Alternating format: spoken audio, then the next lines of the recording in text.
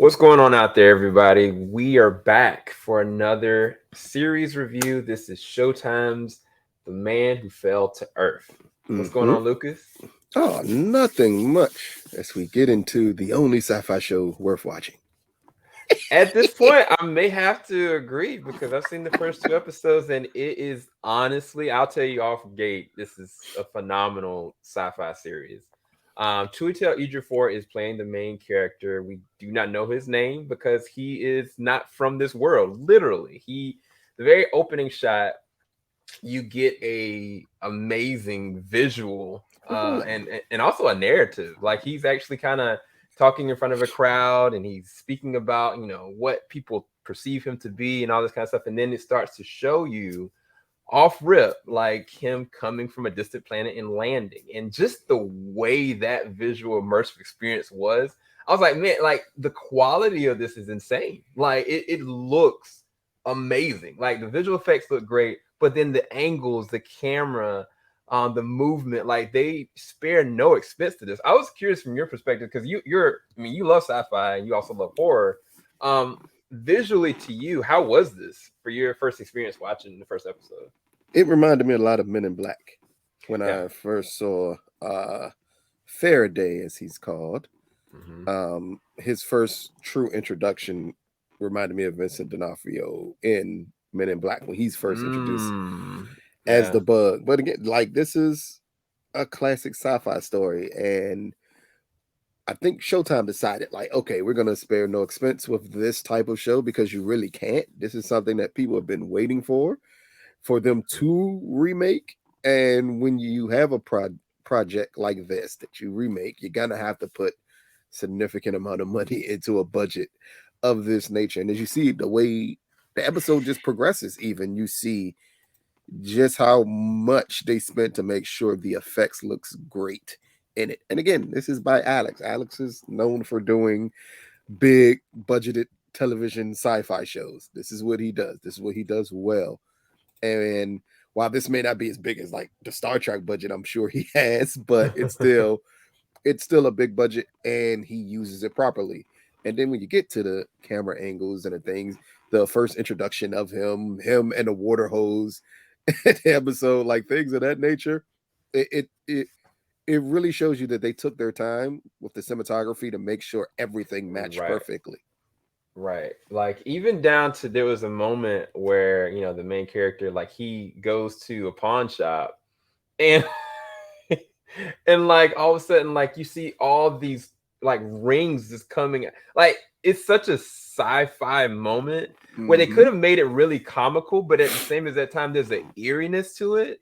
And I don't know if it's a blend of the score or the silence or just the way the tone is. Like there are funny, like moments kind of, but it's not like intentionally funny. It's more so just like this is naturally really kind of happening. And that was one thing Exactly. I noticed about the tone of this. And I was like, this has been consistent. And that leads in even to the second episode. But I mean, definitely the standout for this one is Chiwetel Ejiofor. Like, I mean, we've known that he's an amazing standout actor, Mm-hmm. but he has to be very versatile in this because he's using different languages, different pitches, like different like body language moments, Mm-hmm. and like his immersion from the moment that we see him like visually to the moment to even at the very end of this episode is just so fascinating. I thought that he was a standout. Like he really is Mm-hmm. crushing this role to me. Did you have anything to comment on him I specifically? mean, what makes his performance so interesting is that they decided the decisions they made with this show of completely changing the lead character that everyone has known from this series and then interjecting someone completely different but who follows the same path. And he's one of the few actors who could pull this off because this is a physical, comedic at times performance. Like it's a lot that you have to do to pull off this role. From again the water hose thing, which I actually absolutely love, to him in a police station Oh my when he's gosh! mimicking the woman and everything she's doing. Like those those are gifts of a talented actor. Like Right, this show, especially the first episode, is truly a showcase of his talent. right. and you could see him do everything humanly possible, including the I hate to call it the alien out of place type storyline, but it's the It fish out of water storyline that you get all the time here.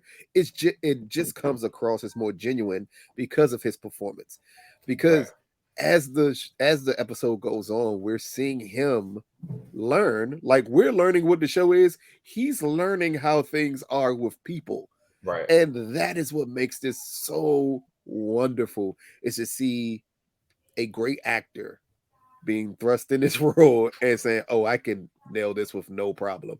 So, Yeah. especially for this first episode, it is a definitely a showcase of his talent and what you're gonna expect from Faraday moving forward. That's a good point. Because one thing I noticed about him, the character Faraday, like every person that he interacts with, you get different levels of humanity. You Hmm. might get a person that's jumping him and, beating on him or something. You may have a person that's trying to take advantage of him financially, like the person at the pawn shop.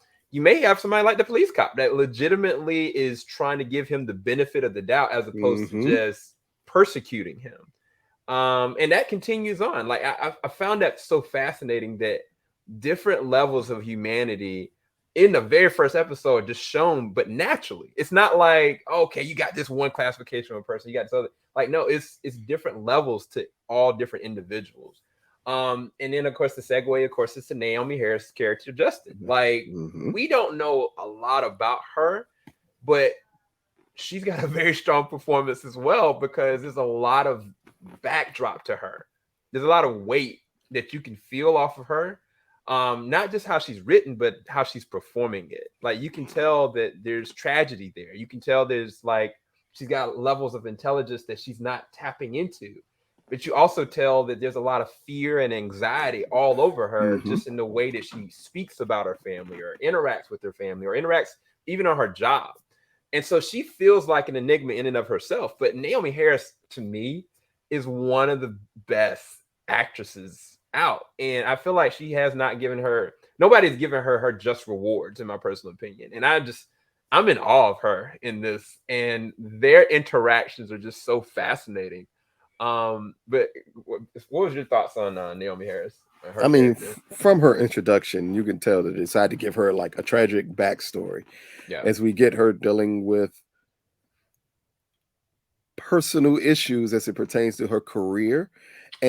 And it's not fully explained why Faraday feels like she's the answer to a Mhm. problem because she's thrown off by him telling her that she's the answer to this problem, but also her dealing with being a single mother, working a job she absolutely hates, Right. her taking care of her dad. Like all of these things in one is wrapped up in this character. And then out the blue, she meets this foreign person who is immediately drawn to her and she has the slightest idea why. But her reaction to him is extremely truthful and honest. Like, Right. what would you do if a weird guy just came out the blue and started telling you things about yourself that you're not prepared to hear? And Right. that's the part of her character is not that she's skeptic of him, she's skeptic of herself.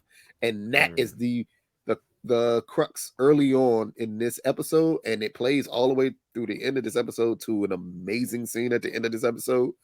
But Right. but for that to be the crux of her character again, it's the perfect playoff of Faraday's character because he at times in this first episode is extremely comedic, but it's Mhm. supposed to be that way because he's learning. Right. She's not comedic. It is straightforward. She understands what she needs to do, how she's going to do it, and he's just a cog in her life all of a sudden that she never planned on being around. Like he's literally just been thrust into her life and she don't want no part of it. I mean, Yep. she don't even really want the money that he's got. Like she's just kind of like, you're interesting, you're brilliant, but the more I'm around you, you're causing me more stress and Yep. burden than I can handle. I can't even handle me right now. So now I got to deal with you. But it's just so fascinating their relationship and how they're building with that. One thing I was gonna say, because I don't have a point of reference because I never looked at the David Bowie series, the original Uh, one. how dare you? I've never seen it. I have no Mm, point of reference. So mm. for you, I need you to speak on it because I can't. How much of this is, straight from what the original one? Is this a direct remake? Is they're changing things? Based off the first episode, what is your perception of this versus that? Well, let's start off by saying first the book, which is one of the greatest sci-fi novels ever written. For anyone who has not read The Man Who Fell from Earth, uh, the movie with David Bowie is kind of a screen novel to screen type of direct interpretation of the book. Okay. Here, what I found the most interesting thing is in this series, you hear Faraday bring up Thomas Newton. Hmm. Thomas Newton is the main character of the book. He is the man who fell from Earth. So you're automatically transported and wondering, okay, is this a remake or is this a It's a sequel? sequel. Because if Thomas Jerome Newton is the person who actually gave Faraday some information before coming to Earth, and he's the main character of the book and the movie, because that is the character that David Bowie played in the movie, you're stuck wondering exactly what are you getting here with this. So Hmm. it's not necessarily a remake of anything. This is kind of a sequel to the Wow. project, but it's taking elements of the original book and spinning it a little bit. So I think what Alex Kurtzman wanted to do is he wanted to do this story, but he didn't want to tell it in the same way that it's been told already. Meaning, you got the David Bowie movie. I want to say they had a television movie in the late '80s for The Man That Fell from Earth. Mhm. So he wanted to do the story, but wanted to change enough of it to make it more of an original idea than playing strictly off of the book. So Mm. while Faraday's character, especially in the beginning, he moves kind of the same way that Thomas Jerome Newton moves in the original movie, is him learning Earth. But the book and the original movie are really dark. Okay. Like he's almost coming to Earth to end Earth. Mm. So here you clearly see that Faraday in the first episode he's on a mission, but they're not telling you yet what that mission is he's on. Right. So it kind of leads me to believe it's going to end up being the exact same mission that you got in the original, but again, just with different characters. So from this first episode, if you love the original movie, which I know lots of people love that original movie, if you know the book, and it's about as many people who know Dune as a book, they know this as a book. So if that's going to be your reference point, you may be a tad bit disappointed because of some of the changes in it. But I think in the crux of it is still going to break down the same way. It's just a Hmm. very interesting thing when you get to this first episode and the lead character that you're accustomed to for this is not the lead character for Man, that adds a whole different layer to this now. That changes my perception of the whole show because even like, because I'm looking now at the 1976 lettering and they're using the same exact lettering, it. Uh-huh. but it kind of so you're saying that it's kind of like what they did with I guess the newest Scream, even though it's called Scream, it's a sequel to what everything. Not necessarily because um Scream and the last Halloween, the first of Mhm. the last one done recently Right, of Halloween, all fall into that same area as being sequels to the original with the same name. right, I'm not sure this is a sequel yet. All okay. I know is that they've changed the way some of the characters are. Hmm. So I don't necessarily, because if it was a direct sequel, without spoiling it for anyone who's not seen the movie, Hmm. you can't really have a sequel to it. Oh. So you're kind of wondering, okay, so what are we getting here necessarily? Are we just Hmm. getting a situation where uh you change the lead character a little bit because you want Thomas Jerome Newton to be a different type of character in this iteration of this story than he was in the original, or Okay. than he is in a book? And that's what makes this so interesting because, again, nothing has been written that this is a sequel. Everything has said, like, this, no, this is the man that fell from Earth. This is the show. But clearly, the moment you realize that's not the same character, you're stuck wondering, okay, so exactly what are we getting here? But I'm assuming right now, again, we only one episode in. I'm assuming Wow. it's going to move the same way that the movie moved. But it's just the curveball is Thomas Jerome Newton plays a completely different type of character for Faraday than you got in the original movie. That's so fascinating because, like, I'm personally in love with this show off of the first episode. I mean, to me, I think this is a 10. Like, I don't have any negatives about it, to be honest with you. And you're adding a whole different layer to this that I don't know anything about, but I'm already in love with the show. So you're saying that there's potential history as well as what I'm already looking at and loving. So that's crazy. So again, so that almost tells anybody who's interested in this, if you haven't seen the movie, you might want to check it out because boy, it's going to throw you for a loop. Because then you're going to wonder again, is this a sequel or like exactly what are we getting here? Yeah, we may end up having to review the original because I think I may need. Well, I don't know. We'll see. I'm so addicted now. I need to look at more episodes. So, yeah, I don't have anything else. Lucas, what is your rating for this episode? I'm just going to say really good. This is a really good start to a series here. This is what you need for a sci-fi show. Especially one that's been bounced around as many times as this was. Like this was supposed to debut a couple years ago on Paramount. And then it was at Paramount Plus. And then they moved it from Paramount Plus to Showtime. Even though, granted, all of it is still under the same Viacom umbrella. True. Yeah. But Yeah. it's just that this has been something that people have been waiting for.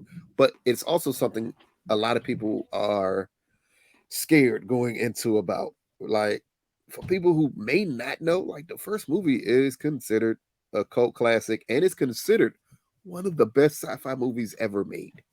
Mm. So when you take that and then you decide that you're going to completely redo it, and then the changes that are to me great, but I understand how it's going to rub some people wrong.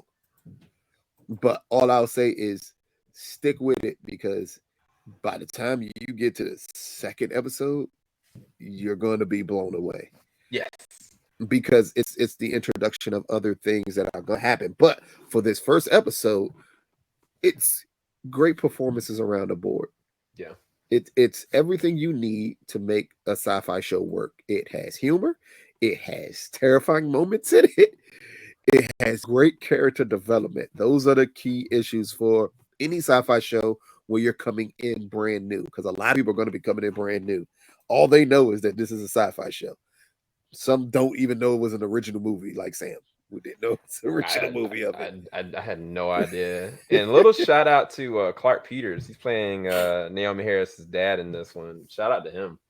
But yeah, no. I would definitely say you guys gotta check this out. This is premiering, I believe, on Sunday. I'm not sure the exact time.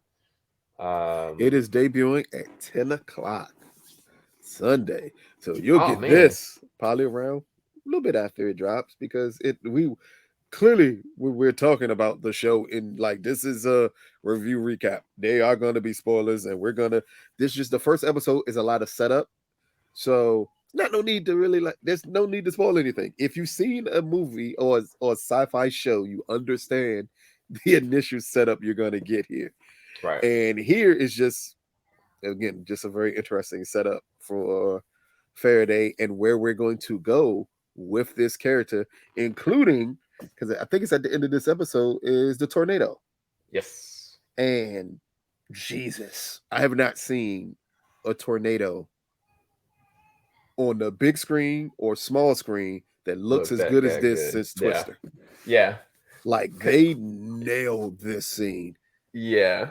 Cause even just speaking to that, like there's a moment that you look at the clouds for a second and you're kind of like, did I see something there? And And then they start to form like naturally and they build to it. but then they add like a little bit of scope to it because you got, Justin, she's kind of going away and he's going towards, and then it's like it switches, and you're kind of like, okay, now you're realizing, okay, this is going a completely different direction you're not ready for. So yeah, the visual way they handled it, her performance in being in a fish out of water situation like that, yeah, it was great. It was really good. And again, if you don't know much about it, maybe check out the original movie after you see the first episode, so you can get some weight behind it, and then you can get fully engrossed. I'm just amazed that people didn't know that this was an original movie. Just that the movie came out with David Bowie. How do you not know that? Like, no, I knew it, but I've never seen it. Goodness gracious! I've never seen it. You know what? And I thought that you loved sci-fi. I do love sci-fi, but then I'll say this. I'll say this too. I've never seen. Oh my gosh, man, I can't even think of it. It's a Kubrick. Stanley Kubrick's Clockwork Orange. No. Space. Space Odyssey. I've never seen that either. I've never seen this or that. See, this Space Odyssey is that's a completely different thing. This is a film that took on cult status after it was released, and a lot of organizations ranks it as the best or one of the best sci-fi movies ever made. Like, this is a film that, as the years went on, more people appreciated exactly what this film was. Got it. So it kind of did what the Blade Runner treatment. Got it. Where upon release, it's not that big, but after years, it just picks up and gets bigger and bigger. And that was the fear for Showtime and Alex Kurtzman of doing a remake of it, is that, man, that this movie still shows midnights certain places in the world, not even just the country, in the world. They still do midnight screenings of this movie. So that's a lot of pressure to come up with this series, and I'm going to say they knocked it out the park with the first episode. Yeah, I would completely agree. We'll be back possibly on a week-to-week basis. So after the episode ends, go and check out our recap. So make sure you got the post notifications on. Make sure you like, subscribe, and we got a lot of other things coming, because I think at the same exact time that this is going to be dropping, when you're seeing this, The Baby, which is also being too, I'm covering The Baby for HBO. For HBO Max. So yeah, you're gonna get some interesting double takes on one whole night. So definitely go and check it out. And we will be doing some other overviews and reviews later, which we're not gonna spoil that here. All right, guys. Peace, people.